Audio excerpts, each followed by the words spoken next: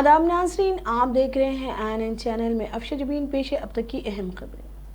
हिंदुस्तान की पहली और आखिरी खातून वज़ीर आज़म इंदिरा गांधी की यौम शहादत के मौके पर ममनून कौम इन्हें खिराजी अक़ीदत पेश कर रही है। हिंदुस्तान की तारीख की सबसे ताकतवर वज़ीर आज़म में से एक इंदिरा गांधी को आज ही के दिन यानी 31 अक्टूबर 1984 को इनके सिख मुहाफिजों ने कत्ल कर दिया था। वज़ीर आज़म नरेंद्र मोदी, कांग्रेस की सदर सोनिया गांधी, कांग्रेस के साबिक़ सदर राहुल गांधी और जनरल सेक्रेटरी प्रियंका गांधी ने आज खिराज अक़ीदत पेश किया है। इंदिरा गांधी की 35वीं बरसी के मौके पर सोनिया गांधी और प्रियंका गांधी सुबह के वक्त साबिक़ वज़ीर आज़म की समाधि शक्ति स्थल पर पहुंचे और इन्हें खिराज अक़ीदत पेश किया। सोनिया गांधी और प्रियंका गांधी इस मौके पर इंदिरा गांधी मेमोरियल पर भी पहुंची और वहां भी गुलहाए अक़ीदत पेश की।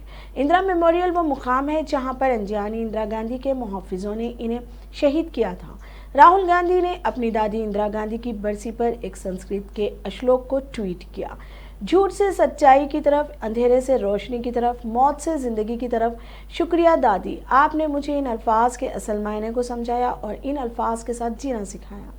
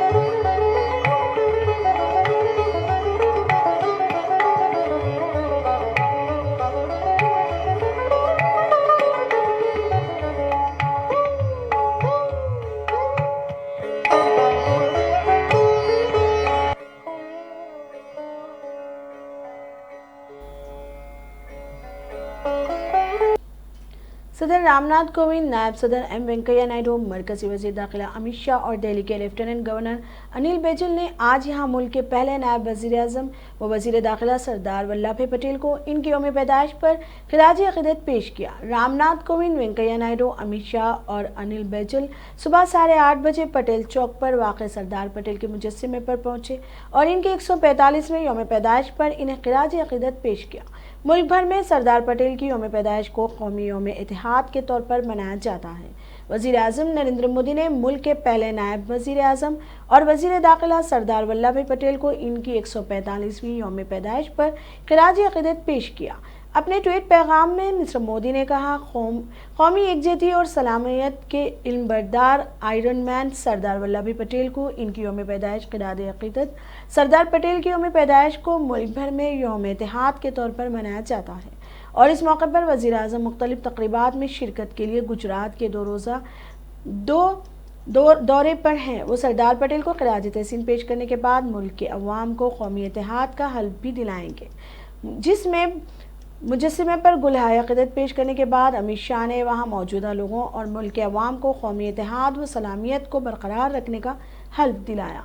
उन्होंने अवाम से अपील की कि वो मुल्क की दाखिली सलामती को बरकरार रखने का भी अहद करें। इस मौके पर हर साल यूनिटी रेस का भी इनेकाद किया जाता रहा था, लेकिन इस बार कोरोना वायरस की वजह से दारुल हुकूमत दिल्ली में इस रेस का इनेकाद नहीं किया जा सका।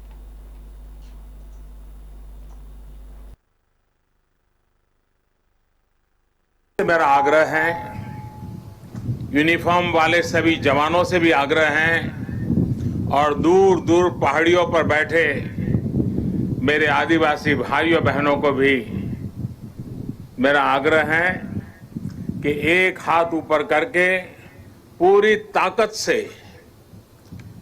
सरदार साहब का स्मरण करते हुए हम भारत माता की जय का घोष करेंगे। मैं 3 बार करवाऊंगा। पुलिस बेड़े के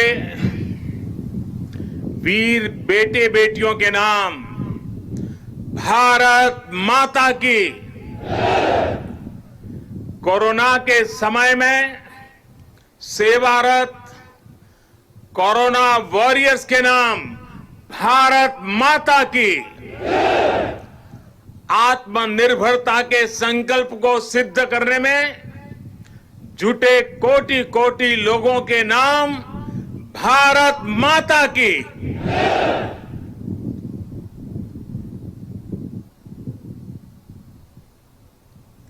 मैं कहूंगा सरदार पटेल, आप लोग 2 बार बोलेंगे, अमर रहे, अमर रहे। सरदार पटेल, सरदार पटेल, सरदार पटेल। सभी देशवासियों को सरदार वल्लभ भाई पटेल की जन्म जयंती की बहुत बहुत शुभकामनाएं। देश की सैकड़ों रियासतों को, राजे रजवाड़ों को एक करके देश की विविधता को आजाद भारत की शक्ति बनाकर सरदार पटेल ने हिंदुस्तान को वर्तमान स्वरूप दिया।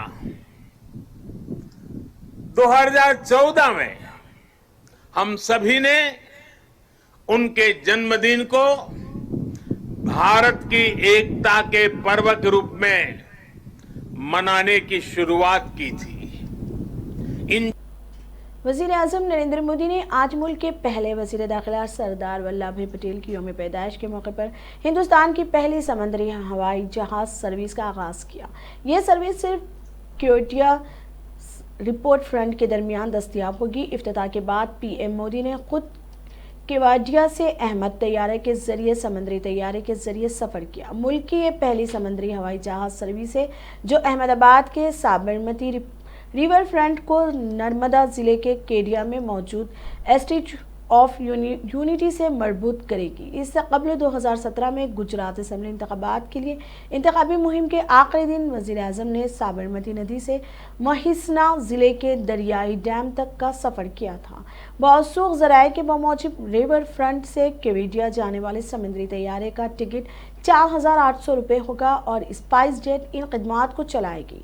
हुकूमत गुजरात के मुताबिक 22 जुलाई को वजीर आला विजय रूपानी, शहरी हवाबाजी के वजीर और एयरपोर्ट अथॉरिटी ऑफ इंडिया के माबैन मुआहदे तय पाया था, जिसे आज अमली जामा पहनाया गया।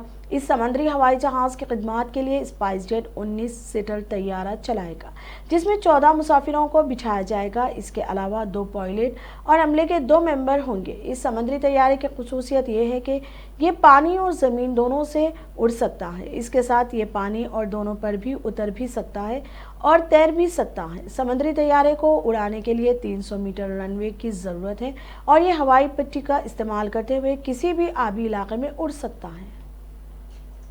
यहाँ से यानी केवड़िया से अहमदाबाद और उस दिशा से यहाँ आने में पर्यटकों को बहुत सुविधा होगी। आज बीजेपी के दफ्तर में सरदार वल्लभ भाई पटेल की यौम पैदाइश तकरीब का इनेकाद अमल में आया। इस मौके पर बीजेपी के रियासती सदर बंडी संजय, मरकजी ममलिकती वजीर दाखिला किशन रेड्डी और पार्टी के मुताबिक कायदीन ने सरदार वल्लभ भाई पटेल के मुजस्समे पर फूल निछावर करते हुए खराज तहसीन पेश किया और इनकी खिदमात को याद किया। तमाम लोगों को इत्तेहाद में आगे बढ़ने के लिए है। इस मौके पर किशन रेड्डी ने कहा कि सरदार वल्लभ भाई पटेल की काविशों के बगैर हुसूल तेलंगाना नामुमकिन था।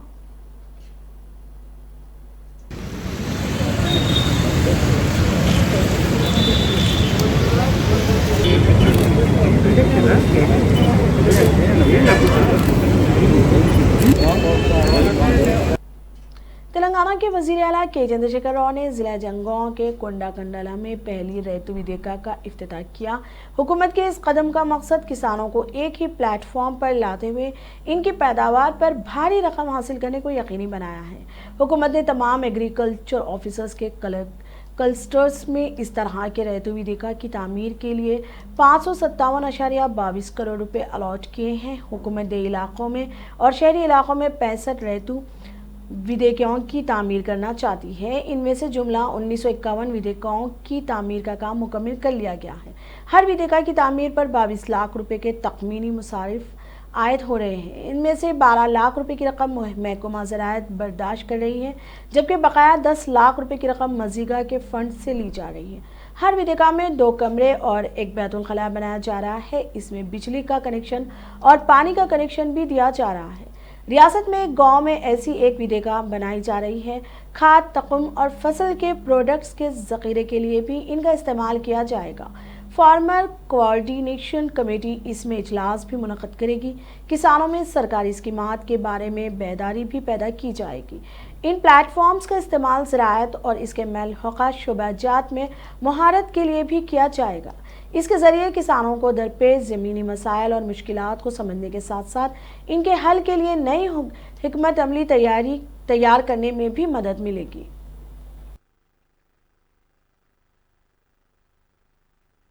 రకమైన చిక్కులలో మనం ఉన్నాం.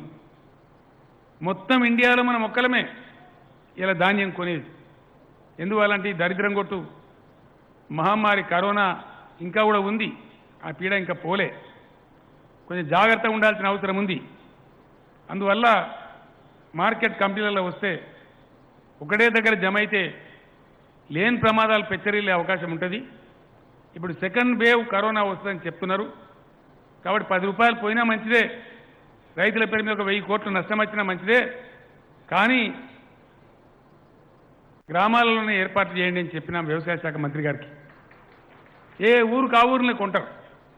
ఒక గింజ కూడా మీరు బయట అమ్మే అవసరం లేదు. ఎక్కడో అక్కడనే తమ గ్రామాలలో ధాన్యాన్ని బ్రహ్మాండంగా విక్రయించుకోవచ్చు. నేను ఒకటి మాట మీకు మనవి చేస్తా ఉన్నా, దయచేసి ఒక మాట. ఇక్కడ ఈ సభలో కొడకండ్ల సభలో ఉన్న వాళ్ళే కాదు, యావత్తు తెలంగాణ రైతాంగం ఈరోజు నా మాటలు వింటా ఉన్నారు. టీవీలలో వింటా ఉన్నారు. ఇప్పుడు వినేవాళ్ళు వింటున్నారు, లేని వాళ్ళు యూట్యూబ్లో తర్వాత తీసి చూస్తారు. తెలంగాణ 50 మంది రైతు లోకానికి నేను దండం పెట్టి చెప్తా ఉన్నా, ఈ రైతు వేదికలు కూడా ప్రపంచంలో ఇండియాలో ఎక్కడ లేవు, ఎక్కడ కూడా లేవు. ఇప్పుడు నేను ఇనాగరేట్ చేసి ఇక్కడ దయాకర్రావు గారు పిలిస్తే సంతోషంగా ఒప్పుకొని ఒక మారుమూల ప్రాంతానికి పోవాలని చెప్పి ఇక్కడ రావడం జరిగింది. నేను ఇనాగరేట్ చేసి చాలా గర్వపడతా ఉన్నా. ఒక రైతు, నేను కూడా రైతు బిడ్డనే, నేను కూడా రైతునే.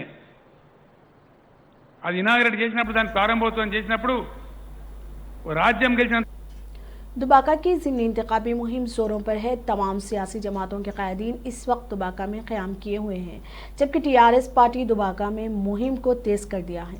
इसी तनाज़ीर में वज़ीर हरीश राव ने नारसिंग मंडल में TRS इंतखाबी मुहिम चलाई। इस मौके पर उन्होंने खिताब करते हुए कहा कि तरक्की सिर्फ TRS से ही मुमकिन है। इमदादी पेंशन की रकम 30,423 करोड़ रुपए में से सिर्फ 1,147 रुपए मरकज़ की जानिब से फराहम किए थे। हरीश राव ने मरकज़ी हुकूमत को अपनी शदीद तनकीद का निशाना बनाया।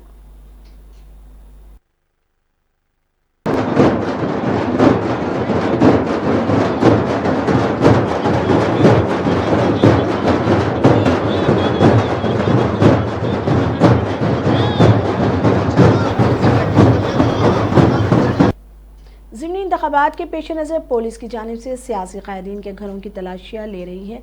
ज़िला सिद्दीपेट के दुबाका में आज TRS कायदीन ZPTC Ravinder Reddy, Dubbaka market committee के चेयरमैन बंडी श्री लेखा राजू, आर्या विश्या समाज के सदर चंदा राजू, सिद्दीपेट म्यूनसिपल चेयरमैन राजू नरसू सोडा के chairman M Ravinder Reddy, councillor M Venugopal Reddy, Siddipet town party के सदर के संपत रेड्डी के घरों में तलाशी मुहिम चलाई।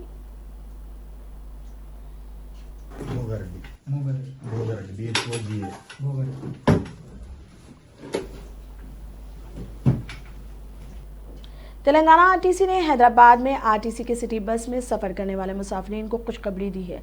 लॉकडाउन की मुद्दत के दौरान जिन लोगों ने बस पास का इस्तेमाल नहीं किया, इनको दोबारा सहूलत फराहम की जाएगी। ग्रेटर हैदराबाद जोन में आरटीसी की जानिब से general metro express, metro deluxe, airport AC bus के लिए लॉकडाउन के दौरान हासिल किए गए बस पास को दोबारा इस्तेमाल करने का मौका फराहम किया जाएगा।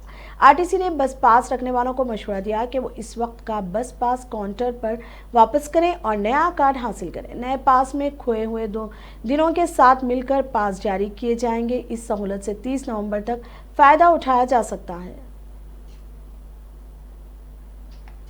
सदर कुल हिंद मजलिस तामीर मिल्लत जनाब सैयद जलील अहमद एडवोकेट ने यौम रहमतुल आलमीन के मौके पर फ्रांस के सदर की जानिब से इस्लाम दुश्मन मुहिम की मजम्मत करते हुए कहा है कि वो हिंदुस्तान के मुसलमान और कुल हिंद मजलिस तामीर मिल्लत की जानिब से फ्रांस के सदर और इनके हामियों की मजम्मत करते हैं और मुसलमानों से अपील करते हूँ कि वो हुजूर अकरम सल्लल्लाहु अलैहि वसल्लम की मक्का ज़िंदगी को अपने सामने रखते हुए सब्र व इस्तिकामत के साथ हालात को बर्दाश्त करें और ऐसा इक़दाम ना करें जिससे मुस्लिम दुश्मन क़ुव्वतों को कोई बहाना मिल जाए। उन्होंने कहा कि यह अफसोस की बात है कि अगर एक तालिब इल्म ने एक टीचर का कत्ल किया तो ये इसका इनफरादी अमल और इनफरादी जुर्म था जिसके खिलाफ कानूनी कार्रवाई की जा सकती थी। क्या फ्रांस का कानून इस कदर बोदा और कमज़ोर है कि वो एक मुजरिम से नहीं निमट सकता और ममलिकत के सदर खुद मुस्लिम फ़िरक़ा के खिलाफ मुहिम चलाने पर मजबूर हो जाते हैं। जनाब सैयद जलील अहमद ने मज़ीद कहा कि अगर फ्रांस या यूरोप या मगरबी दुनिया 10 साल कबल ही गुस्ताखाना खाकों की मजम्मत करती और इसके नाशरीन के खिलाफ कार्रवाई करती तो दुनिया आज अमन और सुकून का गहवारा होती है। गरज आपने रहती दुनिया के लिए इंसानी फ़िक्र और रवैये में इनकलाब बर्पा कर दिया। आप सल्लल्लाहु अलैहि वसल्लम एक मजहबी मौल्लिम, अखलाक़ी रहनुमा, बेहतरीन एडमिनिस्ट्रेटर, फ़ौजी, हिकमत अमली के बेहतरीन माहिर, बेहतरीन जनरल और सिपाही, मोहब्बत करने वाले शौहर, शफीक बाप और बेहतरीन रफ़ीक थे। गरज हर लिहाज से एक मुकम्मल और जामे शख्सियत थे। तारीख़ इंसानी में कोई भी न कभी आप सल्लल्लाहु अलैहि वसल्लम के बराबर रहा और न कभी रहेगा। आपकी शख्स बोर्ड ऑफ इंटरमीडिएट एजुकेशन ने तेलंगाना पुलिस और आर्मी में भर्तियों के लिए बेरोजगार तालीम याफ्ता नौजवानों को फिजिकल और एकेडमिक तरबियत फराहम करने का फैसला किया है। Commissioner intermediate education Syed Umar Jaleel ने INN से खुसूसी बात करते हुए कहा कि 5 नवंबर को सुरुनगर स्टेडियम में रियासती वज़ीर तालीम सबिता इंद्रा रेड्डी इस तरबियती प्रोग्राम का इफ्तिताह करेगी। ये तरबियत रियासत के 33 अजला में 34 सेंटर्स पर फराहम की जाएगी और इस तरबियत के लिए बोर्ड कोई फीस चार्ज नहीं करेगा।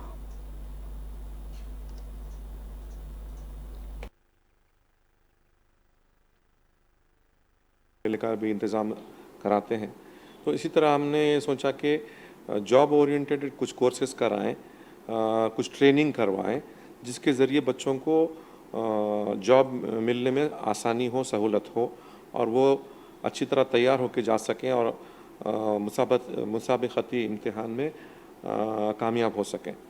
तो यही सोचकर हमने 34 मुकामात पर, यानी 33 ज़िले हैं, हैदराबाद में 2 जगह पे कर रहे हैं, तो 34 मुकामात पर गवर्नमेंट जूनियर कॉलेज की प्रेमिसेस में पुलिस ट्रेनिंग का इंतज़ाम किया है।